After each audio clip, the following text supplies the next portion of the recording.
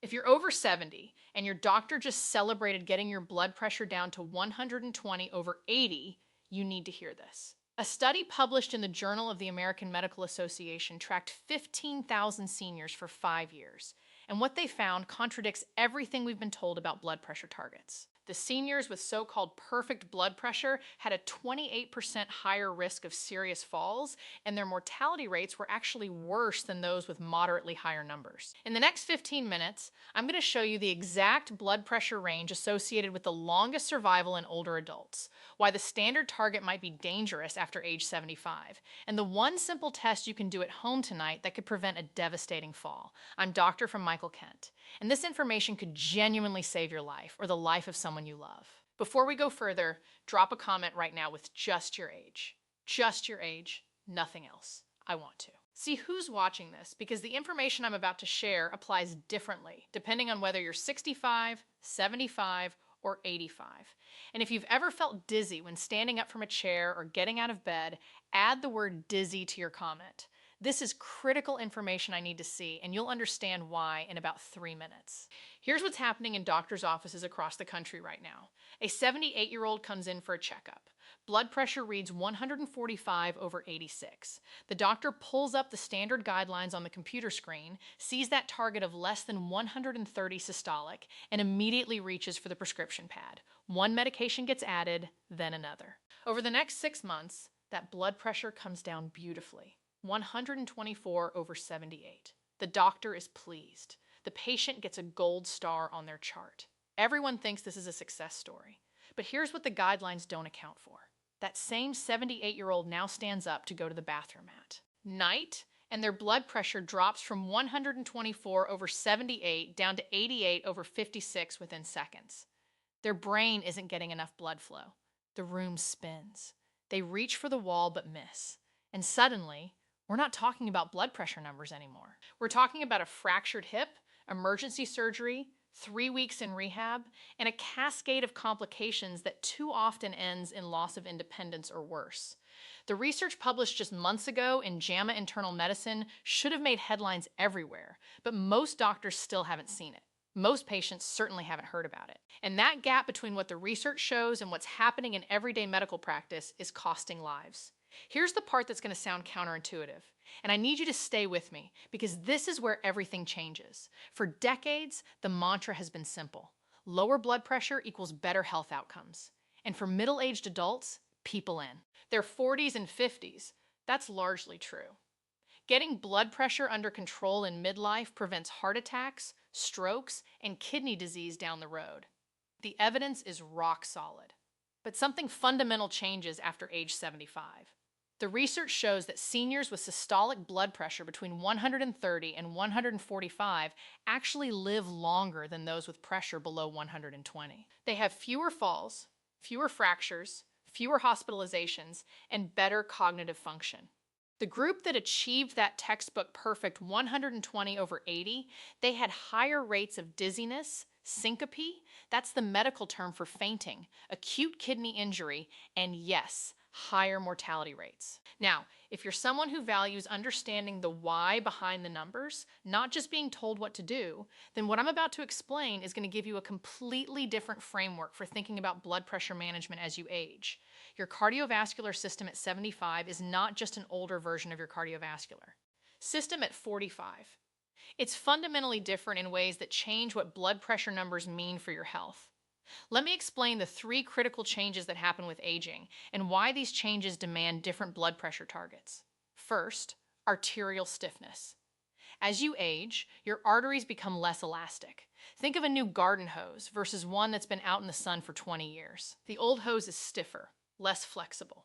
Your arteries undergo a similar process called arteriosclerosis. When your heart pumps blood into stiff arteries, they can't expand and absorb the pressure wave the way young, flexible arteries can. This means you need slightly higher baseline pressure to ensure adequate blood flow reaches your brain and kidneys, especially when you're standing upright and blood has to flow against gravity. Second, baroreceptor function declines.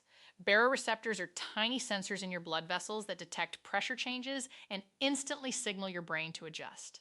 When a young person stands up, their baroreceptors detect the pressure drop within milliseconds and trigger compensatory responses. Heart rate increases, blood vessels constrict, pressure stabilizes. But these baroreceptors become less sensitive with age. They respond more slowly. So if your baseline blood pressure is already low and your baroreceptors are sluggish, you get that dangerous drop in pressure when you stand what's called orthostatic hypotension. Third, medication metabolism changes. Your kidneys and liver don't clear medications as efficiently at 75 as they did at 45. A dose of blood pressure medication that's perfectly appropriate for a middle-aged person can be excessive for an older adult. The medication lingers in your system longer, has stronger effects, and can push blood pressure too low. Now, let me tell you exactly what this recent research found because the specifics matter. The study published in JAMA Internal Medicine followed 15,342 adults over the age of 75 for an average of 5 years. These weren't hand-picked healthy seniors. These were real-world older adults, including those with diabetes, prior strokes, heart disease, and varying levels of frailty. The researchers tracked their average blood pressure and then monitored what happened to them over those 5 years. They divided participants into groups based on their systolic blood pressure. One group maintained pressure below 120. Another group was between 120 and 130. Another between 130 and 140. Another between 140 and 150. And another above 150. Here's what they found. The lowest mortality rate was in the group with systolic pressure between 130 and 140, not below 120. Not the textbook perfect number, the moderate range. Those with pressure below 120 had a 28% increased risk of serious falls requiring hospitalization. They had higher rates of acute kidney injury, meaning their kidneys couldn't function properly with the lower pressure, and their overall mortality rate was 14% higher than those in the 130 to 140 range. The group with pressure above 150 also had problems, as you'd expect. Higher stroke rates, more cardiovascular events.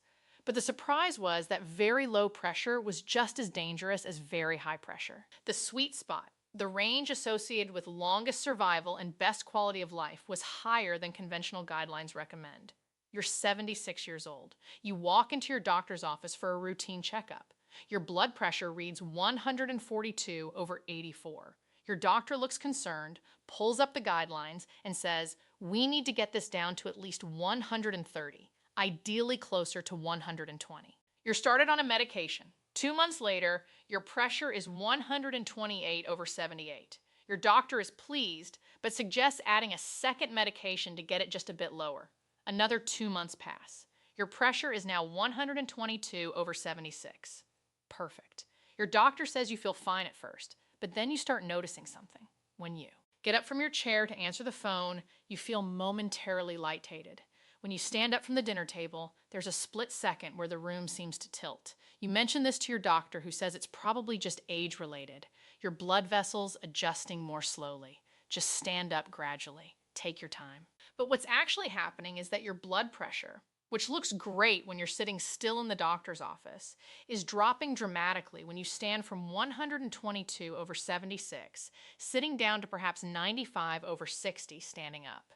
Your brain is experiencing repeated episodes of inadequate blood flow. You're at high risk for a fall, but nobody's checking for this because your sitting blood pressure looks textbook perfect. This scenario plays out thousands of times every day across the country, and it's preventable if we understand that blood pressure targets need to be individualized based on age and functional status, not applied universally. Here's what's shocking to me. There's a simple test that takes about 3 minutes and can identify whether your blood pressure medications are putting you at risk for falls. It's called orthostatic vital sign measurement, and most doctors aren't doing it routinely. Let me teach you how to do this test at home tonight because this information is potentially life-saving. You need a home blood pressure monitor. They're available at any pharmacy for about $30. Here's the protocol. Lie down flat on your bed or couch for 5 minutes. Just rest. After 5 minutes, check your blood pressure while still lying down. Write down both numbers, the systolic and diastolic. Now stand up and immediately check your blood pressure again while standing. Don't wait. Check it right away. Write down those numbers. Now compare them. If your systolic blood pressure dropped by more than 20 points, or if your diastolic dropped by more than 10 points, you have orthostatic hypotension. This is a red. Flag. This means your blood pressure medications may be too strong for you, or your target blood pressure may be too low for your physiology. Even if you're sitting or lying, blood pressure looks perfect by traditional standards. If it's dropping that much when you stand, you're at increased risk for falls. Let me give you specific numbers. Imagine your lying blood pressure is 125/78. Looks great on paper, but when you stand up, it drops to 98/64. That's a 27-point systolic drop. That's dangerous. Your brain is getting inadequate blood flow when you're upright, which is most of your waking hours. You might feel fine lying down or sitting, but when you're vertical, you're operating on insufficient pressure. This is the test your doctor should be doing at every visit if you're over 70 and on blood pressure medications. If they're not doing it, you can do it yourself and bring the results to your next appointment. So, what should your blood pressure actually be? I'm going to give you the ranges that research suggests are associated with the best outcomes for different age groups. But I need you to understand, these are guidelines, not absolute rules. Your individual target should be determined in collaboration with your doctor based on your complete medical picture. For adults aged 65 to 74 who are generally healthy and active with no major medical conditions, research suggests a systolic blood pressure range of 130 to 140 is reasonable. This provides cardiovascular protection while maintaining adequate perfusion to organs for adults aged 75 to 84 who are relatively healthy. The evidence supports a systolic range of 135 to 145. Notice this is higher than the younger group. This accounts for increased arterial stiffness and slower baroreceptor responses. For adults over 85 or for those who are frail regardless of age, a systolic range of 140 to 150 may be most appropriate. At this stage, preventing falls and maintaining quality of life often takes priority over aggressive blood pressure lowering. Now, what about diastolic, that bottom number? For older adults, diastolic pressure should generally stay above 65, ideally between 70 and 85. Very low diastolic pressure reduces blood flow to the heart muscle during the relaxation phase and can cause problems. If your diastolic is consistently below 60, that's something to discuss with your doctor, even if your systolic looks fine. What happens when someone is 73 years old with type 2 diabetes and a history of one heart attack 5 years ago? Their blood pressure is 148/86. Should they aim for 120/80? Probably not. Should they aim for 150/90? Also, probably not. For someone in this situation, research suggests a target around 130 to 135 systolic might be optimal. Low enough to provide cardiovascular protection given the diabetes and heart history, but not so low that there's risk for orthostatic hypertension and falls. The key is that this target should be reached gradually with careful monitoring for side effects every time a medication is adjusted. Orthostatic blood pressure should be checked. Symptoms need assessment. Dizziness, fatigue, foggy thinking. These symptoms might indicate that pressure is being lowered too much, even if the numbers look good on paper. And here's something most people don't realize. Blood pressure varies throughout the day. One reading of 148/86 doesn't mean pressure is always that high. It might be 132/78 in the morning and 145/84 in the evening. What matters is the average over time. That's why home blood pressure monitoring is so valuable. It gives you a much more accurate picture of your true average pressure than occasional office readings. You might be wondering why. If this research exists, your doctor hasn't mentioned it. Why aren't blood pressure guidelines for seniors different? The answer is complicated, but it comes down to how. Slowly, medical practice changes and how guidelines are created. Most blood pressure guidelines are based on large clinical trials conducted over many years. The landmark trials that established 120/80 as the ideal target were done primarily in middle-aged adults. When those results came out, the guidelines were applied broadly across all age groups. There was an assumption that what's good for a 50-year-old must also be good for an 80-year-old. But over the past decade, researchers have started looking specifically at older populations, and they're finding that one size doesn't fit all. The problem is that it takes years for new research to filter into clinical guidelines, and even longer for those guidelines to change clinical practice. Many doctors are still operating based on guidelines published 5 or 10 years ago. They haven't seen the recent research suggesting that moderate blood pressure elevation is actually safer for very old adults. There's also a psychological factor. For decades, Doctors have been taught that lowering blood pressure saves lives. That message has been drilled in. It's hard to shift from that mindset to a more nuanced approach that says sometimes moderate elevation is okay. Sometimes it's even preferable. It requires doctors to think critically about each individual patient rather than applying a universal target. And in our current healthcare system, where doctors have 15 minutes per patient, that individualized approach is challenging. Let me show you how different two people the same age can be. Both are 81 years old, but their situations couldn't be more different. The first person is living independently, doing well overall, but managing some chronic conditions. Mild heart failure, chronic kidney disease, stage 3, and osteoarthritis. Blood pressure is 158/88. The doctor wants to start aggressive treatment to get it below 130. The second person is also 81, but there. Healthy, active, play golf twice a week. No significant medical problems.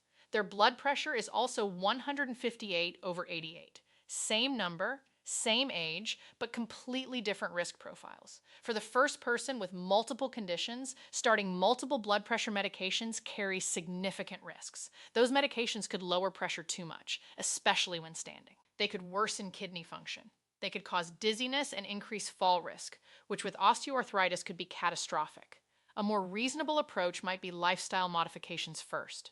Then, if medications are necessary, a low dose of one medication with careful monitoring, accepting a target of perhaps 140 to 145 systolic rather than pushing aggressively toward 130. For the second person, the healthy 81-year-old, 158/88, might warrant treatment, but again, not aggressive treatment. Perhaps lifestyle changes could bring it down to 145/84, which for a healthy person that age might be perfectly acceptable without medications at all. Same numbers, different people, different approaches. This is called treating the patient, not the number. Let me give you specific concrete action steps you can implement starting tonight. First, if you're over 70 and on blood pressure medications, purchase a home blood pressure monitor if you don't already have one. Check your pressure at the same time each day for 2 weeks, morning and evening. Keep a written log. This gives you an accurate average and helps you see patterns. Second, perform the orthostatic blood pressure test I described earlier. Lying down for 5 minutes, check pressure, then stand and check immediately. If you have a drop of more than 20 points systolic or 10 points diastolic, write that down to discuss with your doctor. Third, assess your symptoms honestly. Are you experiencing dizziness when standing? Unexplained fatigue? Difficulty concentrating? These might be signs your blood pressure is too low, even if the numbers look fine. Fourth, schedule an appointment with your doctor specifically to discuss your blood pressure targets.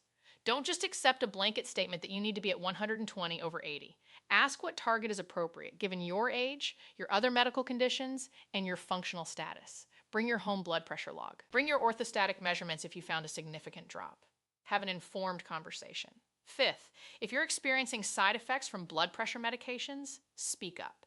Don't suffer in silence. Many people assume that feeling dizzy or fatigued on medications is just something they have to live with. But often doses can be adjusted, medications can be changed, or targets can be modified to improve your quality of life while still providing cardiovascular protection. Here's what you now know that most people, including many healthcare providers, don't fully understand. Blood pressure targets should not be universal. A 45-year-old and an 85-year-old should not be held to the same standard.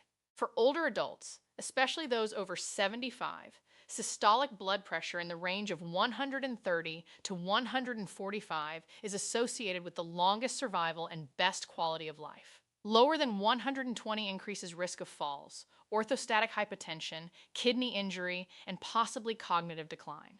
Higher than 150 increases cardiovascular risk. The sweet spot is in the middle. You've learned that orthostatic hypotension, that drop in blood pressure when you stand, is often more dangerous than moderately elevated sitting blood pressure. You've learned how to test for it at home. You've learned the physiological reasons why seniors need different targets, arterial stiffness, slower baroreceptor responses, altered medication metabolism. Most importantly, you now have the language and the knowledge to have an informed conversation with your doctor. You're not just a passive recipient of medical advice. You're an informed participant in your own care. And that's empowering. You're now more informed about blood pressure management in older adults than probably 90% of people your age. You understand the nuance. You know that one size doesn't fit all. If this information gave you clarity, if it answered questions you've been wondering about, if it gave you confidence to advocate for yourself, then I've done my job. Drop a comment right now saying informed. If you feel more equipped to discuss this with your doctor, share this video with friends or family members over 65 who might benefit from this information.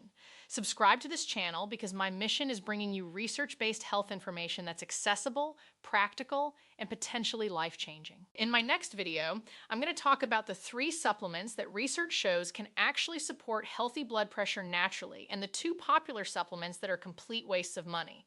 You're going to want to see that because the supplement industry is full of misleading claims. And I'm going to show you exactly what the evidence says. I'll see you there. This video is for educational and informational purposes only and is not intended as medical advice. Blood pressure management should be individualized based on your complete medical history, current health status, and other factors. Never adjust or discontinue medications without consulting your healthcare provider. The information presented is based on current research, but should not replace professional medical care. Always consult with a qualified healthcare provider before making changes to your treatment.